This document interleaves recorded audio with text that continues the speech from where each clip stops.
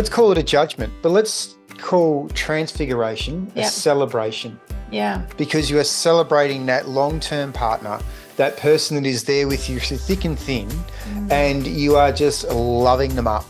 Yeah. And it's funny because we've sort of covered it, but that's what you want in your relationship. It doesn't happen all the time, but you want the opportunity to love your partner up and just shower them in that beautiful love that you hold for them. I mean, 17 years and still going, you know what, I still choose you. Yeah.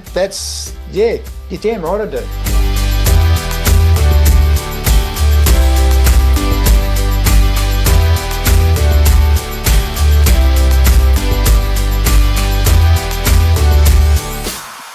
Hello, Quanta folks, and welcome to episode 6 of Fuck the Shoulds. Look at me being all grown up and saying the name of the podcast in the first 10 seconds. You Not proud? Bad. You remembered. That's the main thing. If we remember to introduce ourselves now, it'd be even better. Oh, I'm QuantiMama Jodi. And I'm QuantiPapa McGill. And we're excited to be bringing you this podcast number 6 that we have workshopped for, I think, all of about 10 seconds and settled on continuing connection. So what does that mean, McGill? Well, we're going to dive into relationships a little bit. And we're going to probably dig a bit out of the examples of our own relationship, because that's the one that we're probably most invested in. And one would hope. One would very much hope. And see where that takes us and what little things that we do that might very well work for other people out there, or it might just trigger memories of stuff you've done in the past that you could bring back into your relationship and fire it back up, or as Jodi would say, high vibe it. Oh, I do love to high vibe things. We are wanting to talk about this. Well, when I say we, I mean me, but that's sort of how things go in our relationship, because it's happy wife, happy life. Is that right? Pretty much. Yeah, so good. There we have our baseline. So the reason why I wanted to talk about this one, and McGill, again, just such an awesome guy. He literally was just saying to me, what on earth are we talking about? I'm like, well, I want to talk about this stuff. There's a couple of reasons for it. The first one that's probably the most, driving for wanting to actually talk about this conversation is the fact that in our beautiful circle of friends, what often happens is there's a lot of, but you and McGill, you guys are different because, you can really see that connection.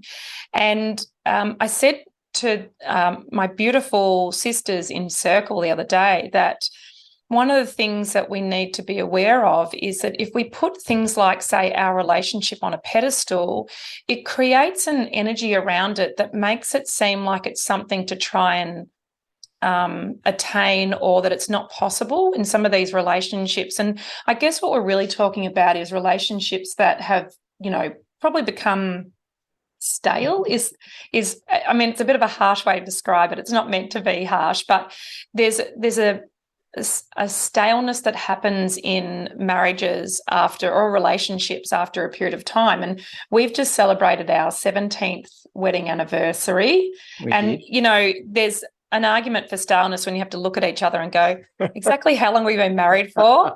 And we weren't together very long before we got married. Like, it was that, sort of third date discussion. We were like, oh, when are we getting married? And engaged after 6 months, and it was all very whirlwind. And so that's been, I guess, the richness of our story is we just met at a time when we just knew that we were right for each other, and we were in a place to receive each other as well. We were both unencumbered with other relationships, and it, like anything, we just grabbed the bull by the horns and got to the relationship. I was about to say got to it, and that's not what I mean to say. I mean, of course, you do that before children, and that's a wonderful thing. Hopefully on the ball. I can barely remember those days. But what I want to do is talk about what I think are some of the key elements that I see within relationships, within ours and within other people's relationships, and what we can do to sort of extract some of those things. And it's not about being prescriptive. It's more so about planting seeds or creating a remembering for you and what you can bring into your relationship. And the reason why I have McGill's pushing me, so he's got something to say, but I'm going to finish this thought. So, darling, stay with me. The reason why I want to, sort of have this conversation and find ways to plant seeds is that if you are in a monogamous relationship, then you're only having fun, mummy and daddy time with one person, right? So if you're only having that kind of relationship with one person, then there's got to be a nourishing of that garden. Well, there's got to be a level of, joy in that fact, because... Well, yeah, because mummy and daddy time is awesome, right? But not just that. it is awesome. Daddy time is awesome, and it should be. You don't do it with anyone else. That's my exactly. point. And this is the whole thing. There's so many things once you've been in a relationship that you don't do with anyone else. So why wouldn't you bring your A game every time? Yes. You make it happen. Even if your A game is a bit shit on that day, you can have shit days, but it's the most A-grade version of what you can show up with on that day. Yep. And you just bring yourself a new baseline. If you're always going for the best of what you got for that day, well, guess what? When you front up again the next day, you might, hit a new level. Yeah. And off you go. I wanted to come back just quickly. Jodi sort of spoke about our early time of our relationship, and something to remember for everybody is that you are a vastly different person now than what you were when you met. So for us, 17 years of marriage, 19 years something like that, together, we were very different people. Yeah. And we had very different goals. We had very different ideas of how our lives would go and that sort of stuff. And so within our relationship over that time, one of the great key things I think we've done is we have grown together. Yes. And that has been through having an interest in what one another do, sharing what we do if we do something that's separate to one another, and bringing that back into our relationship and a respect and an acknowledgement of what the other party's done, listening to what they've done, finding out about it, showing that enthusiasm for the beautiful joy they've got out of something that maybe you didn't do. Yeah. And allowing that little bit of growth all the time. A friend. Yeah. You show interest and you celebrate your friends when, they have things that light them up, and you console them or you hold space for them when they have challenges. And it's about bringing that energy in. And I think that what I see around me is a lot of people, and I'm not necessarily talking specifically, I just observed that in the world. I observed it with my beautiful parents as well, was that they didn't reserve their best for their partner. And I understand that some relationships are not meant to last forever. The reason, season, lifetime sort of rule gets applied, and perhaps it falls into a reason or a season. And some of us, perhaps we're just meant to be together for a lifetime. I don't know. I don't know if that's a romantic notion, but it feels like perhaps that's our experience, and it could be the experience of other people, because when you look at them, you see beyond the 3D, boring, monotonous Groundhog Day things that actually anchors people down. And you see the connection, and the you tune into their heart, and you see that it reflects their partner. And, I see that around us in so many relationships, but they're so caught up in the minutiae of life and the dramas that when I think you apply a deathbed goggle to it. And I love the deathbed goggle, because when you put the deathbed goggles on, you examine the situation and you say, is this something that would even bother me on my deathbed?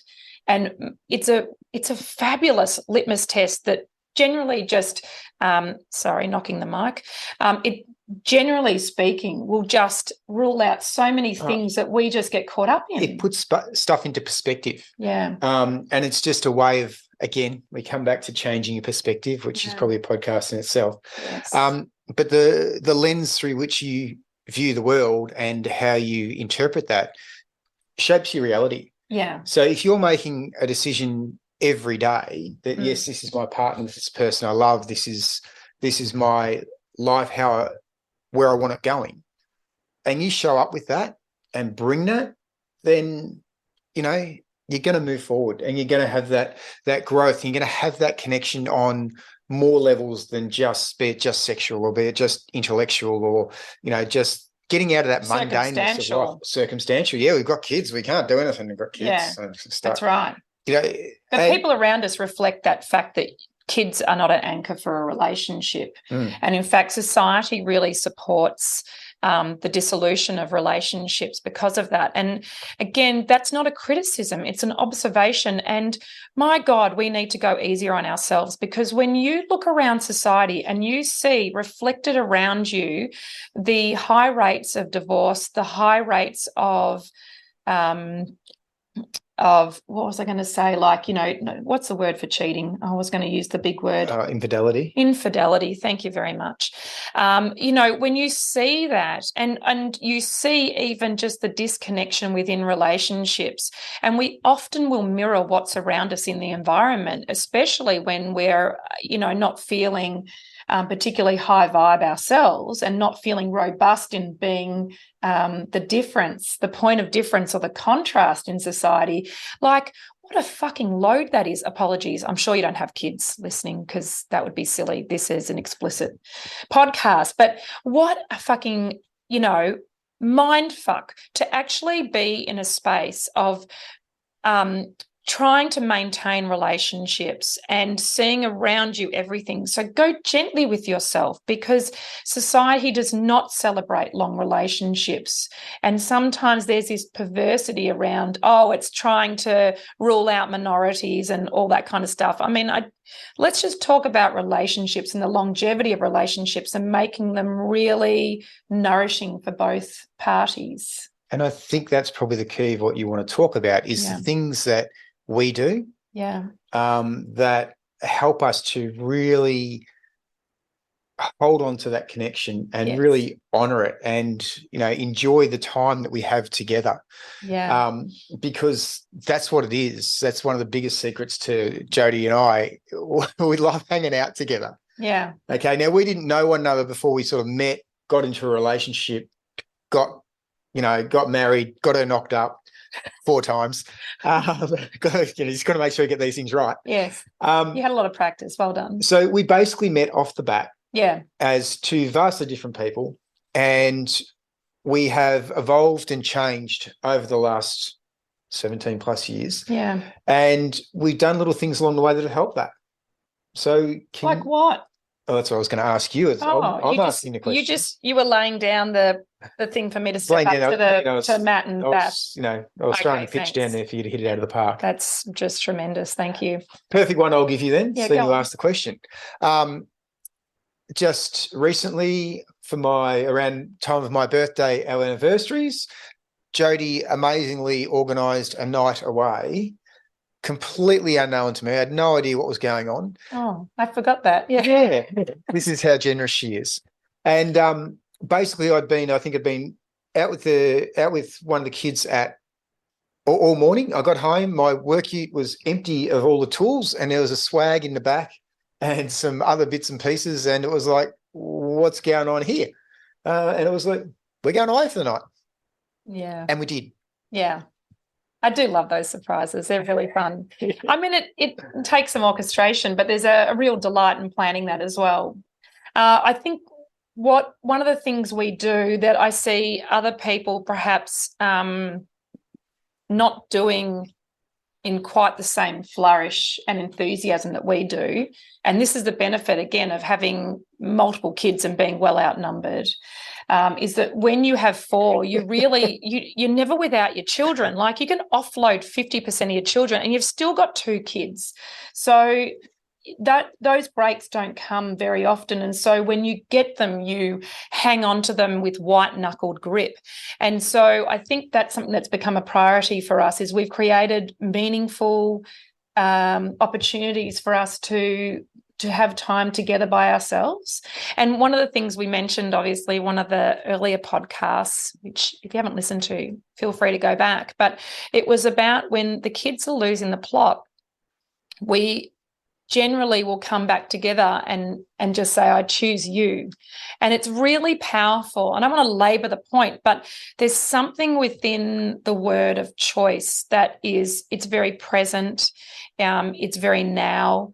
It's very empowered because it's, it's like showing up completely to say, I choose you. And we find that to be really, it just takes away a lot of the stress, doesn't it? Dissolves it. It's so powerful. And just to reiterate on this one, it could be one of the kids is losing the plot, or something hasn't worked out as well as what we hoped in our lives. Yeah. And having a hand put on my heart, or stopping and getting that eye contact and being told right then and there the words, I choose you. It makes it's not quite your deathbed goggles. Yeah. But it makes 90% of the other white noise and stuff that for absolutely no reason is putting you off your game. It lets it slide away. But it's also an acknowledgement that, yes, you're right in the shit at the moment, or you're getting really frustrated because of what's happening. But don't worry about any of that, because I choose you. Yeah.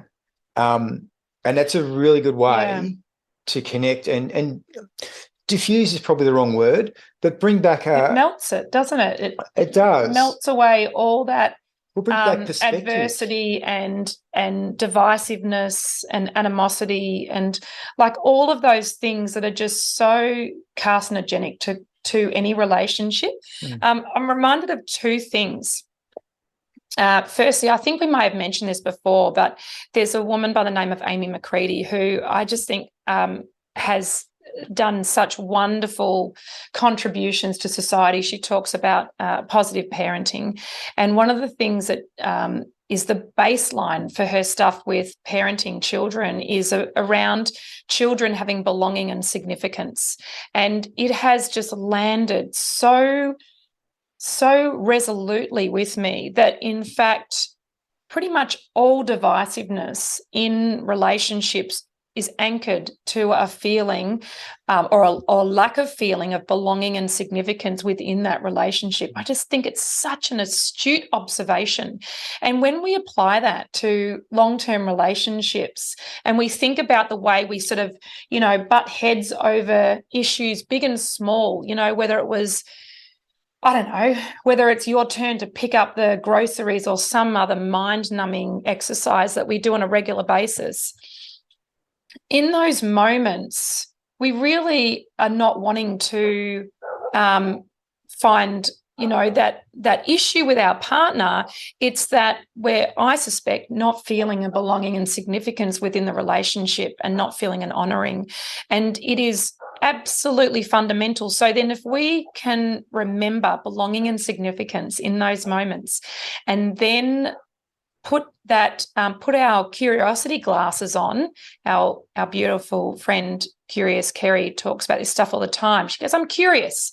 And I love that word curious because, again, it creates a sense of I'm with you. I'm interested in what's going on for you. In fact, two of our dearest friends talk like this. Gorgeous Karen as well. She has a way of just being so curious about what's happening, and it suddenly makes you feel like you're back being part of a team, which is what that I choose you does, doesn't it? It does. And look, the I choose you one works in our relationship and what works in our friends' relationships around us. It's a similar modality, but it's that ability to refocus or change the dynamic of what's going on. Yes. Because that's so important. When you were talking about the fact when, like when you're having these little arguments and this is happening and that's happening and blah, blah, blah. Now, I'm going to swear this time because this word is one that you need to be well and truly aware of. You don't want to slip into the whole modality of detransfiguration. Now, that is look it up if you need to, but to detransfigure something basically means you're going to focus on a negative and you're picking the little bits off the side all the time. Now, if you're doing that in your relationship, if you are detransfiguring your partner, and we've all done it because we've all got exes over the time, or we've got even, it doesn't necessarily have to be a partner, it can be a friend, where we're, not so happy. And so we start giving ourselves reasons not to be there. We detransfigure that person. If you can stop yourself when that happens, go, oh, my gosh, I'm almost slipping into detransfiguration. Flip it on its head, transfigure the person. So give us an example of what transfiguring someone might be, or the differences between the two, because I think it's really useful to get some clarity around that. Okay. So it could be as simple as something like, if I was to detransfigure Jodi, look, oh, God, she's gone out and she's left me with this to do, and this to do. And I don't want to be doing any of this. Yeah, because you've got other things to do. Because I'm busy. I've got my own important stuff to do. And I haven't thought about what you've got on, and I've just loaded you up, and it was very, unthoughtful of me and not a team player. Exactly. And potentially, and while that might not, what Jodi just said might not necessarily be true from why she's actually gone, that's what I'm feeling at that point in time. Now, so that thought flow creates this ballooning ripple effect of belief systems and assumptions that then get cast aspersions on the relationship. And most is bullshit because it's in your own head. Of course it is. Because at that point in time, if your partner, if you had good communication prior to that, it's all avoided because it's blah, blah, blah. But what I might do instead is go, you know what? Jodi's been just so amazing and she's been working so hard and she needs this little bit of a break to get out there. And you know what? I'm going to give it to her. I'm going to let her have this space. I'm going to have all this shitty, annoying, crappy, day-to-day mundane stuff done so that when she walks back in the door, we're on. Yeah. We're on, aren't we? Me and you. I'm here. Back to that. All the shit's done here. Back to that. Always back to that. Every 3 seconds, right? For a sharky. All the shit is done. Yeah. So when you come back in, I'm now putting myself into that role of, providing a space that you can come back into. We can reconnect, and you're not looking around going, "Oh, that and this," but this. No, it's all done. Come over here, sit down. But even if it wasn't, like, part of that transfiguration is not jumping to the assumption that somehow I haven't done my jobs or tasks. And or it's more so point that scoring, which we don't want to talk about. Well, point scoring is a massive one in what I call stale relationships. And look, if that offends you, then that's something for you to look in the mirror. Then it's a trigger, exactly. Correct, it's a trigger. It's not actually, I think they're observations. And, that is that difference of detransfiguration is a judgment, and transfiguration can just be an observation. You notice that, say, if you take your example, I didn't get a bunch of things done around the house, and the difference of that response would be, oh, that's really unusual for Jodi to leave things like that. So I'm going to assume that she was under the pump and had a bunch of things on and had to leave it as such, because it's not normal. So it really is coming into that curious space of, is everything okay? I can see you had a busy day. These things didn't get done. And then obviously if you have space, you go, okay, how can I help? And things like that. You said something, detransfiguration, and you described it really well. Can you remember your words you used? No. We'll have to listen to the podcast. So if you look at detransfiguration as a real... a judgment versus an observation. Is that what you mean? Yeah. Let's call it a judgment, but let's call transfiguration a celebration. Yeah. Because you are celebrating that long-term partner, that person that is there with you through thick and thin, and you are just loving them up. Yeah. And it's funny because we've sort of covered it, but that's what you want in your relationship. It doesn't happen all the time, but you want the opportunity to love your partner up and just shower them in that beautiful love that you hold for them. I mean, 17 years and still going, you know what? I still choose you. Yeah. You're damn right I do. Yeah. And I when you were talking, I don't know, you want to finish that thought flow, but I got struck by a memory. Go on. So this memory came through, and it was one of those really important experiences that just landed for me. It's always an extraordinary thing when things sort of pop into your mind. You think, okay, I've been on this earth for 47 years, and I've just picked out this one 3-minute experience in my life. But when I was early in my ambulance career, I remember working with this guy who, would have easily been older than my father, and he was a really affable guy, just like had been ambo forever, and he was just a good man. Anyway, his wife called, and he picked up the phone and he went, "G'day, love. Oh, is that what you've been doing today? Oh, doll, that's wonderful. And what else is happening?" And the way he spoke to her, oh my God, I just wanted to cry with the beauty of how simple those words were, but how profound they were. And perhaps she was used to actually having a conversation like that. But for me, I'd never heard anyone speak to their wife like that. And it really stayed with me. And I'm sure that we've had that conversation about that experience and how it really landed for me. And I was like, wow, if that's what it's like to actually witness that conversation, imagine that conversation happening between you and your spouse on a regular basis, and that being the norm. And I think that's always stayed with me. And we naturally will speak to each other in that way, won't we? And we always, and look, this is another great one. We always choose words that have term of endearment is probably the wrong thing, but have a level of joy and love and positivity attached to it. And when you're talking to someone and you're bringing that, hello, or how have you been, and you're changing your voice and you're projecting out there of, that you want to be involved, and I've missed you and I want to talk to you because I have. Then all of a sudden the engagement becomes different. It changes that being stale to, oh, hang on, I'm going to be heard here. Oh, I've just been called darling or love or honey, or Jodi's number in my phone is under my beautiful girl. Yeah. And whenever the phone rings, I see straight away my beautiful girl. And the first thing that triggers for me is, that's right, it's the girl that I met all those years ago.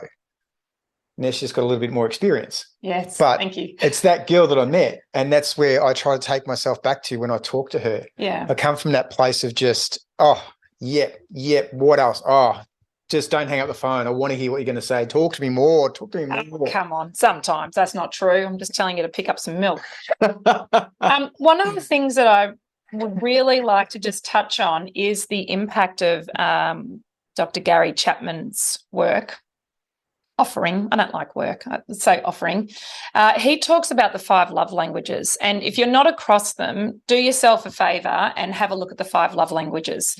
The reason why I think they're so impactful is that it can give you a framework for how to communicate with your partner. And I feel like we're not done with this conversation. So I think what we're going to do is we're going to pause our conversation and we're going to pick it up in episode 7. Will be. Get out of town. Clearly we've got a lot to say. We have been together for a long time. Well, that's right. And obviously neither of us gets a word in edgewise, so we're taking this opportunity. But something around Gary Chapman's work, I think, what that's done for us, he talks about the love languages, but I really like the idea of examining what your receiving love language is and what your giving love language is.